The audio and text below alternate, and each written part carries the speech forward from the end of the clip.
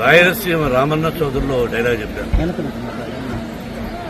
నిన్న జరిగింది మర్చిపోను, నేడు జరగాల్సింది వాయిదా వేయను, రేపటి గురించి ఆలోచించను. కానీ గతం గతం, నిన్న జరిగింది మర్చిపోవాలి, ఈరోజు ఏం చేయాలనుకోవాలి, రేపు ఇంతకంటే మంచి పనులు ఏం చేయాలని ఆలోచించుకోవాలి. సంక్రాంతి శుభాకాంక్షలు.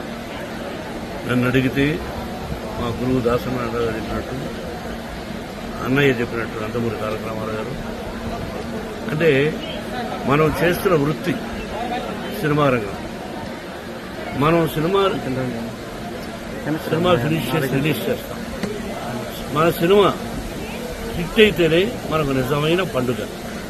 ఎందుకంటే చేస్తున్న ప్రొఫెషన్.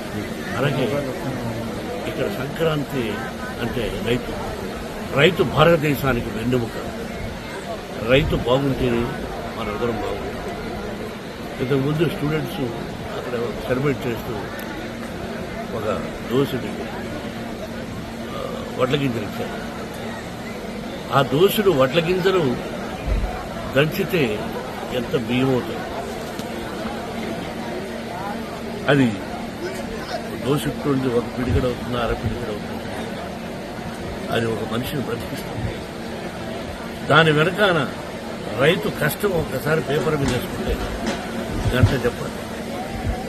నిజమైన పంట బాగా జల్లు లేకుండా, సత్తు లేకుండా కట్టిస్తాం పడ్డాడు. కాబట్టి రైతు భారతదేశానికి వెన్నెముక. ఇది మనందరికీ పండుగ, సంక్రాంతి పండుగ. సంక్రాంతి లక్ష్మి అందరి ఇళ్లలోకి వచ్చి అందరూ సుఖ సంతోషాలతో సౌభాగ్యంగా 100 సంవత్సరాలు క్షేమంగా ఉండాలని, కరువు కాటకాలు రాకూడదని ఆ షిరిడి సాయినాథని ప్రకృతిని నూతన సంవత్సరం సంక్రాంతి శుభాకాంక్షలు. బాబు గ్రాఫిక్స్ జరుగుతున్నాయి. ఊహించినటువంటి ఒక నిమిషం ఆప్యమని